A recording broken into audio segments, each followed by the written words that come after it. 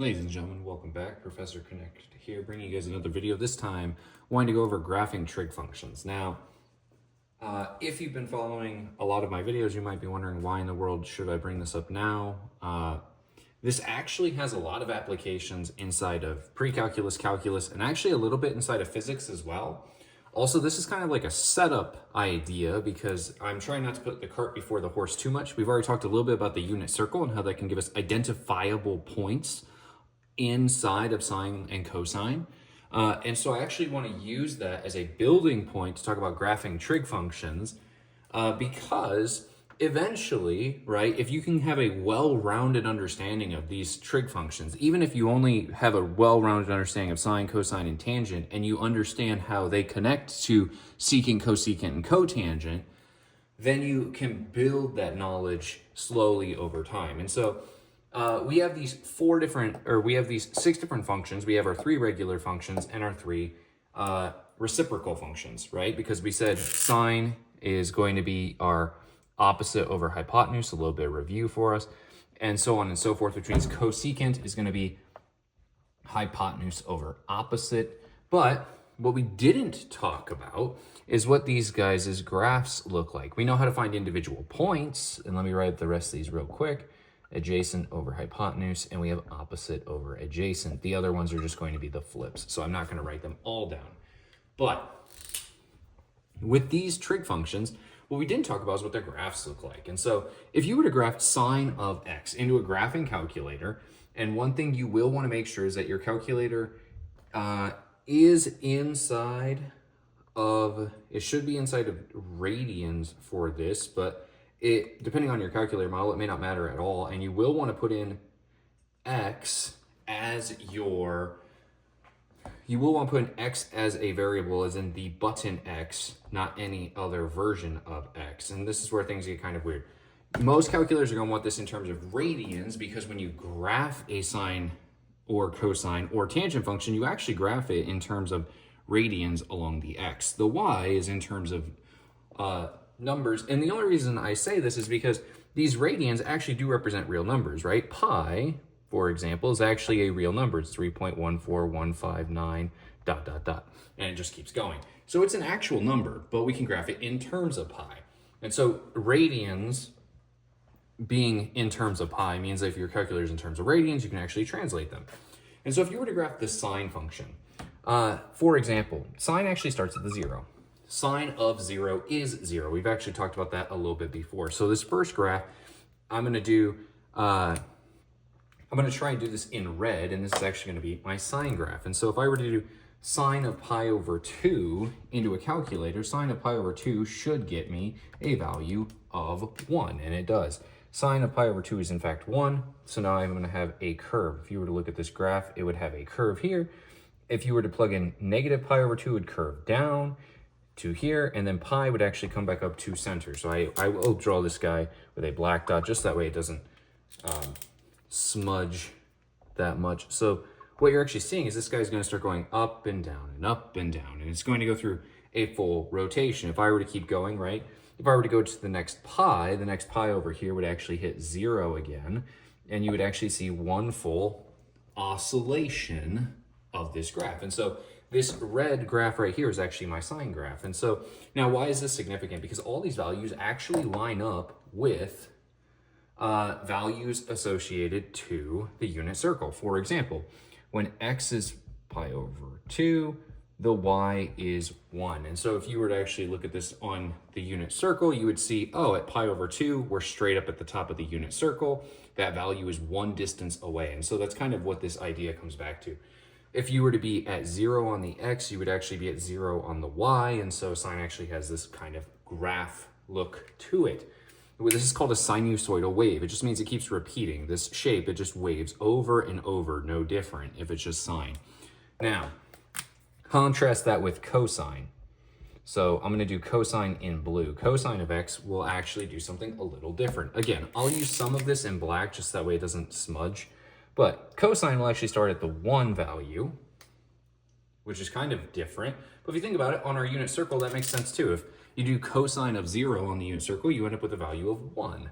And so now with cosine, what happens is it actually does a little different value. So it goes down, and this guy is going to be a little bit harder to draw just because, again, it is on, I'm trying to graph these all on the same graph. And so this guy will come up and then it'll go down to pi over 2. So it's actually doing a shifted graph from the sine graph. And then it'll actually come back up this way and it'll go until it hits its lowest point down here. And then it'll start going up. And its next lowest point actually down here will mirror on the other side. So its lowest point will actually be pi, which is going to be the lowest point over here. So in order for sine to go through one full rotation, it does the same type of rotation, right? If I start here with both, they both go up, then they both go down. So it is the same wave, it's just shifted. And this shift is actually called a phase shift. So these guys are phase shifted from each other. We call them a phase shift because waves, if they're in phase, it means that they're actually kind of like perfectly synced up, and these guys are out of phase. So we call them a phase shift from one another.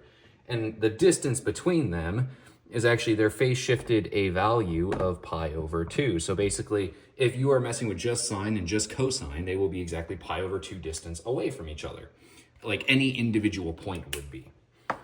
Now, here's kind of the interesting movement with this is then there will be points where these guys obviously cross, and these points are going to be some points on the unit circle that will also be familiar to you.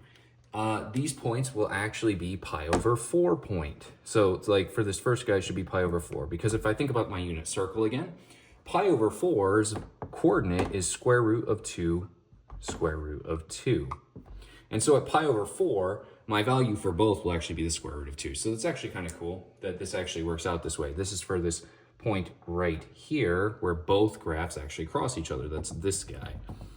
Now, with that being said, that gives us a little bit of an overview of what these graphs look like. Now, the thing I want to cover is actually, so what in the world do the reverse or the inverse trig function graphs look like? Because these graphs I like to cover because a lot of students tend to not be introduced to inverse trig functions right away, even though they are very useful and they help us conceptually understand.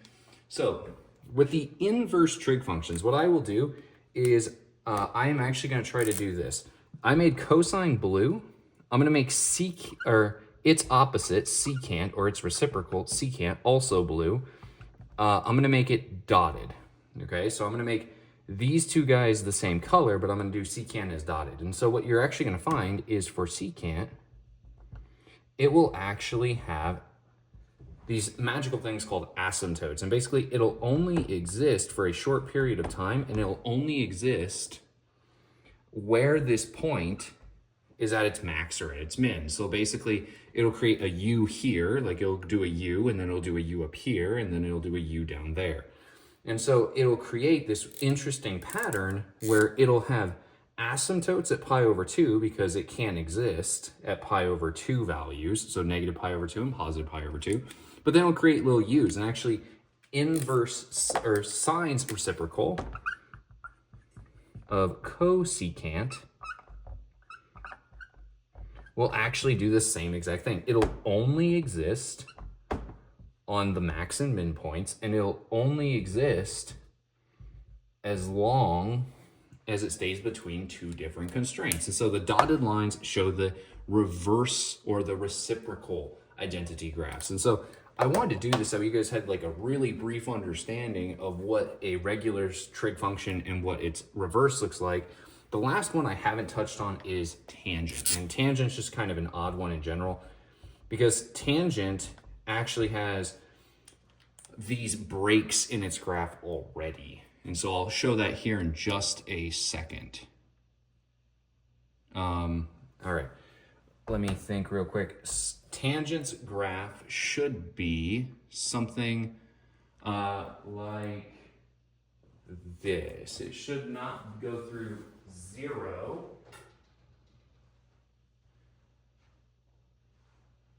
Yeah, tangent's graph shouldn't go through 0 because at 0 it won't exist.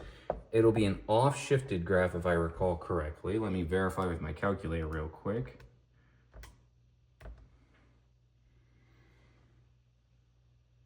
Okay, it does actually pass through 0. Okay, that's why I wanted to check real quick. So when it comes to tangent, tangent's actually going to do one of these numbers, where it's actually going to just keep breaking and repeating over and over and over again. And it's actually because tangent basically also cannot exist at certain points, because tangent, graphically, tangent of theta on the unit circle is actually y over x. So basically, since it's y over x and it's y is sine and x is cosine, it's basically the tangent of theta is equal to sine over cosine. So there's going to be a point where cosine will be 0. You can't divide by 0. So it's going to have breaks in this graph. And so this just gives you a general idea of what the heck this graph looks like. It'll have breaks coming straight down in between these guys. And this isn't a perfect drawing. It's just to show this to you. Again, tangent and cotangent are going to be much less common. I'm not even going to show you cotangent because so few students ever use it. But the big idea was I wanted to get you guys the basics of what the graphs of the regular trig functions look like. So I hope you found this video helpful to at least start to understand that these values actually mirror the unit circle, and these graphs are actually repeating functions. So that way we can actually look at them and use those graphs to help us understand more deeply. This is also a setup topic for ideas later in both physics and in calculus and in pre-calculus. So if you have any questions, leave them down in the comments below. Sorry for the little bit lengthier video, but I hope to see you guys in the next one.